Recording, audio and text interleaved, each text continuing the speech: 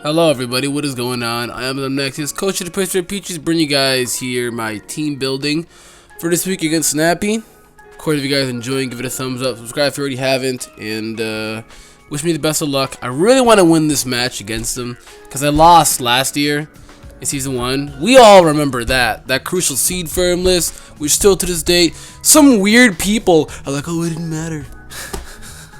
Yes, it did. Stop talking and like collapse. But we're looking good, at least I think. And I built this team, so let's discuss some thoughts I did with this team. So his team consists of Mega Gardevoir, Thundurus, Dragonite, Chestnut, Napoleon, Rotom Heat, Ambipom, Drapion, Gallade, Omastar, Golurk, and Pinsir. And I'm actually recording this video Friday, a week before, because he'll be going out of town. So I'm recording this video Friday the 15th. So yeah, or no, Saturday the 16th. I'm sorry, I am absolutely embarrassing. He goes out of town soon, so we're battling Monday the 18th very early on, so gives you a lot of time to do some little edits and funny stuff inside of it. But yeah, so let's discuss. Okay, so the team that I'm bringing against him is this team. I didn't really feel like speed creeping this Lopunny at all whatsoever. I just felt like just going straight raw dog and, you know, bringing basic spread Lopunny. This thing hits really hard, nothing resists it, so its move pool's wide. I have priority fake out. You know, I figured putting Drain Punch over it too, just to get that recovery off, you know, because his team is very bulky, so it'd be nice to get a Drain Punch off on the Rotom Heat, especially the Empoleon, as well as the Drapion as well. Just a lot of things that I could get this Drain Punch off, so pretty straightforward. Hell, even on the Golurk and Omastar, so we're looking fine there. I'm bringing the Fortress here, very cool Fortress set that I'm bringing. I'm bringing Hidden Power Flying in this Fortress because it is a guaranteed 2-hit KO. With this, I think it almost one-shots actually. Like, it should be doing like 89% or some crazy, like max, you know? So it does some crazy rolls like that, and like 65% minimum. So it does some crazy rolls like that. I'm decided to bring the Oka Berry as well because I need switch-ins to this Mega Gardevoir. If you look at my team, everything that I possibly have right up here, you'll see that I only have 2 great switch-ins to fairy moves, right? But there's a lot of threatening fairies in this season. Like, there's Patters, there's Mega Diancie, and then there's you know, Leo's Clefable, and then Nappy's Mega Gardevoir, you know? If I'm forgetting one, I'm probably dumb as shit, but at least those are the ones that are threatening to me when I first hear it, you know? So I only have 2 reliable switch-ins, 2 fairies, being a Fortress and a Darmanitan. Would have been great had I had Entei, David. Would have been great, though, was my plan. Picture if I actually had Entei on this team. Oh my god. That's so best Entei. But we figured out that's how it's gonna go. So I put Oka Berry, and Oka Berry, if you guys don't know what it does, it reduces the damage of fire type moves. Now, if he does go for an Hidden Power Fire, I will be able to live it, because Hidden Power Fire does about like, it still does hella damage. They can do like 70 still, but Gyro Ball's guaranteed knockout, you know? So if I'm lower than 70% or something like that, he can easily still knock me out with the Hidden Power Fire from his Mega Gardevoir, even if he gets off a Hidden Power Fire and I have the Oka Berry because of how powerful it is. So I figured going all especially defensive this week. He's already naturally physically defensive, so I figured putting no investments in there whatsoever at all. I resist the Dragon Stabs from the Dragonite. I should be able to take an Extreme Speed as well. The only new thing that's threatening me from the Dragonite, Fire Punch, maybe Fire Blast, Flamethrower. Hell, Earthquake could be a little scary too, but I'm bulky enough to be able to take that out, or able to take it at least. Rapid Spin, just to get rid of hazards. Gyro Ball just can stab and it kills Mega Gardevoir, as well as it's going to be doing a lot of damage on the Scarf Thundurus potentially. Dragon Dance, Dragonite, a lot of type of stuff. A Volt Switch for initiative, so pretty straightforward. Baghdad, pretty straightforward. Bleezes, of course, I'm bringing a different set this week. I am bringing a Scarf to Bleezes set at max speed. He should be able to outspeed the Mega Gardevoir, so yeah. And Player F actually has a chance to knock out the Mega Gardevoir, doing 89 to 102 from full HP. So I have a chance to knock out the Mega Gardevoir, so if I'm able to put up my hazards, I should be able to handle that. I figured Belly Drum seems a little too obvious since I clearly destroyed Jay last week with Belly Drum. So you typically, when you do something like that, people are going to assume for you to do it again, which I I don't know why, but they might assume for you to do it again since it worked out so well last season. I'm actually doing the opposite since it worked out so well last week that I don't want to bring it this week. And I really don't feel like I need it with the chestnut really being around. Extreme speed, Dragonite, all hell priority. So, and there's little opportunities to where I can even set it up because HP Electric, HP Grass, Empoleon, hell even Grass Knot. You could bring it for the Piloswine. Skull could potentially burn as well. A lot of things right there that doesn't make me want to bring that thing. So I'm more than likely not going to be bringing the Scarf to Zumro, which I'm definitely not bringing the Scarf to Zumro this week. So yeah. I mean, this should be good. Cause, I mean, Scarf to Zumro and Belly Drum. This should be good because I do outspeed the Mega Gardevoir. Because if you can see my speed stat right here, I'm actually at 112 multiplied by 1.5. which is going to leave me at 168 max speed. I am Jolly Nature as well, and putting the Mega Gardevoir at max speed is what, 167, and I'm at 168. I naturally sped crept him just being max speed with Scarf, so we're fine by that. I'm at 168. I clear as hell.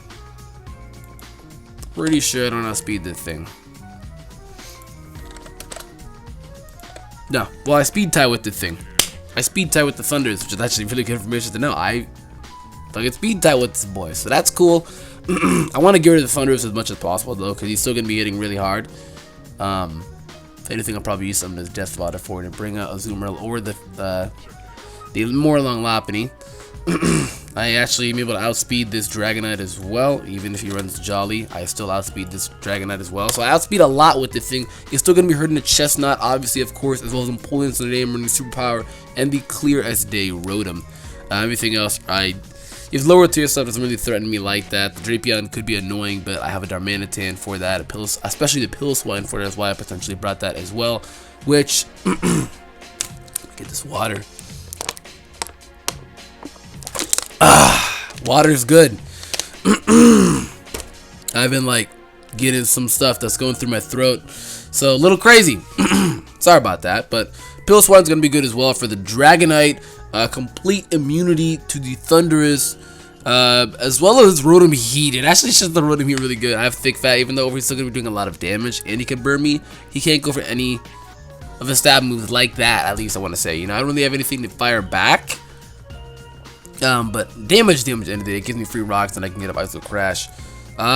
Body's literally the second two Oyemons that he has.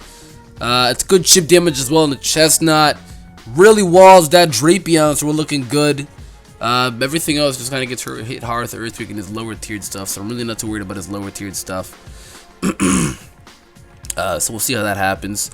And yeah, he's gonna be nice. Good priority, you know, good stuff. I feel like he won't expect the Piloswine, but at the same time, it should be obvious when he has a Dragonite and have a Pokemon that's timed for a week to it, or he's timed for a week to it. Lantern is so good. Lantern walls half his shits. It walls. Let's talk about it walls. It walls. There's Thunderous. It walls. There's Empoleon. It walls. There's Rotom Heat. The major thing that you can even stop Shell Smash sweeping Omastar. So we're looking good, especially the Thunders, because I'm running Volt Absorb and I have a wide variety of spreads right here, just enough for Ice Beam to be able to 2-hit KO. A little speed creeping just in case to outspeed. I think it was, what were we at? What was I outspeeding here? I think it's enough to just be able to outspeed like these bulky stuff like the Chestnut, the Empoleon. Why is this Rotom Heat at level 50? And why is it not at level 50? It is a natural speed to Rotom Heat, but I walled out, so I'm really not worried about that. Like, I literally wall it completely unless he wants to run HP Grass. It's literally walled. I have Heal Bell too. He can't Will-O-Wisp me. 100% walled. Empoleon and Chestnut both being at 80 and 84. I was able to speed creep just the two of them a little bit, put 12 investment to be at 89. I just still want them to naturally outspeed me.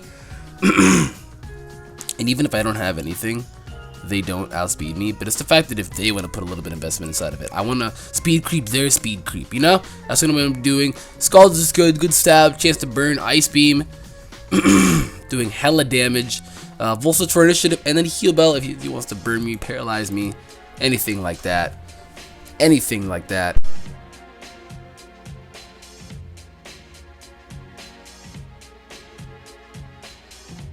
I literally just woke up. one take. I'm not editing anything. One take. So bear with me here.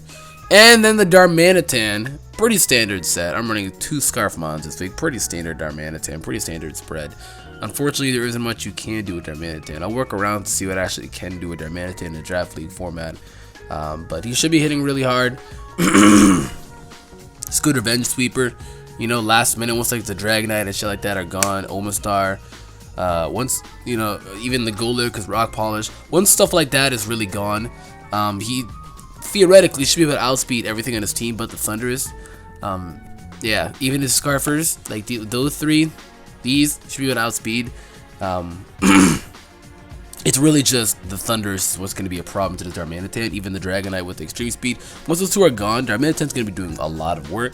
So, pretty standard. You know, figured running Superpower yet again just for the Empoleon, honestly, for the Empoleon. Better to run Superpower and get damage off on Dragonite than just run Earthquake and have him completely immune to it. So, yeah, I really want to beat Nappy. Like, I don't think you guys understand that I really want to beat Nappy. After the crushing defeat that I had last season, I really want to beat Nappy. But I feel like I'm going to lose this week as well, like 2-0, you know? And all the people that do the power ranking, like Lila and Ty or Ted, either way, you're still cool, bro. You let our name start with the T.